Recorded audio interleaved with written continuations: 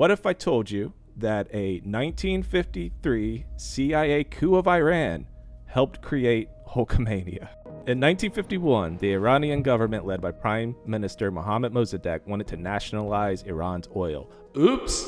See, Britain had been taking the majority of profits in oil for years with the Anglo-Persian Oil Company, later the British Petroleum Company, or BP. When Iran wanted to stop that by nationalizing their oil, England called in old World War II pal, the United States, and said, "Hey baby, you trying to get all up in this oil money's guts?" Direct Churchill quote. In 53, the CIA in England arranged a coup called Project Ajax. You can literally find the unclassified file with a simple Google search, front page, probably the first result. They funded propaganda, they bribed politicians, cultivated military allies, funded street mobs, backed forces loyal to the Shah, Mohammad, Reza Pahlavi. The coup eventually worked, and the Shah ruled as a US-backed authoritarian monarch for more than 25 years. We're talking secret police, torture, death. A segment of the Iranian people eventually fought back in 1979 with the Iranian Revolution. They ousted the Shah, who fled, eventually landing in the US for medical treatment. They did put the Ayatollah in power, which that is not good, it's not great. But more or less in simplest terms, this all leads to the Iranian hostage crisis, which we'll circle back to in a second. That plate is spinning in the background, but let's back up for just a second and discuss America. After World War II, the American dream was super real if you ignore the awful social aspects of our country, which, economically, we were killing it. You could work at a factory pressing car bumpers, and you could own a house, 2 cars, 9 kids, take 3 vacations a year, go to college 18 times, use 20s as toilet paper. Who gives a shit? By the mid-60s, something in America kinda broke. There are a lot of contributing factors, but the biggest, ugliest villain in the room was the Vietnam War. There was Vietnam spending, inflation, oil drama. There was an enormous loss of human life. We committed unthinkable war crimes that got publicized for the first time. There was seemingly no goal to be there in the first place.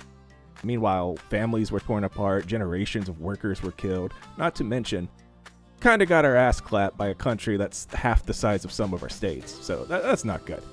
So America by the 70s feels like a little yucky. So here's a deep cut for you guys. In 70, there was an essay by economist Milton Friedman. The social responsibility of business is to increase profits, not morality, not safety, not climate, not workers' lives. And the corporations were like, hell yeah, dog. Over the next several decades, the shareholder first worldview helped fuel corporate entities turning against labor. There were union declines, deregulation, loss of jobs, loss of pensions, which is maybe the biggest one, loss of wealth for basically everyday Americans. At the same time, you had Nixon, Watergate, illegal political spying, obstruction of justice. After him, Ford, like a little bitch, pardoned him. Then comes, oh shucks, Jimmy Carter. Dadgum, I'm just a peanut farmer. Carter, also total corporate puppet, normalized deregulation, continued profits over humans for the most part, but his foreign policy woes is what he gets hit with the most. Carter, in a roundabout way, landed us in the Iranian hostage situation November of 79. Basically, as I mentioned earlier, he let the murderous dictator, the Shah, come in and get medical treatment. The Iranian people, remembering the literal coup from 1953, freaked out, took over the Iranian U.S. embassy, giving us 440 days of 52 Americans being held captive. And this made Carter look like some weak, nut-ass bitch. All that to say, by the 1980s, America just wanted to feel good again. We were broke, we were a little embarrassed, we hurt. America needed a hero. So they literally hire an actor to come play one, Ronald Reagan. The Iranian hostage situation is over conveniently on the day of his inauguration. Google the October surprise, it's a whole thing. But this Iranian situation, the hostage situation, is very much in the 80s zeitgeist. Reagan also brought in this new wave of rah-rah faux patriotism. No need to fix the actual problems, just pound your chest and rage scream at people different than you. I know I cashed my trickle-down check this month. But Americans wanted a win. America wanted heroes, and all through the 80s, this reflects in media. Action heroes rise: Terminator, Rambo, Indiana Jones, cartoons, G.I. Joe, He-Man, and it's all about heroes beating bad guys. And in pro wrestling, that hero would be the American-made good guy that always triumphs over evil. The big, jacked up, flag-waving Dodge Ram truck commercial of a human. The pro-American warrior who's gonna make us all feel good again. Hulk Hogan.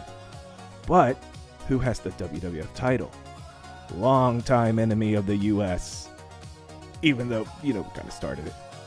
The Iranian, the villainous, the motherfucker reminding us how bad it's been lately. The Iron Sheik. Get him.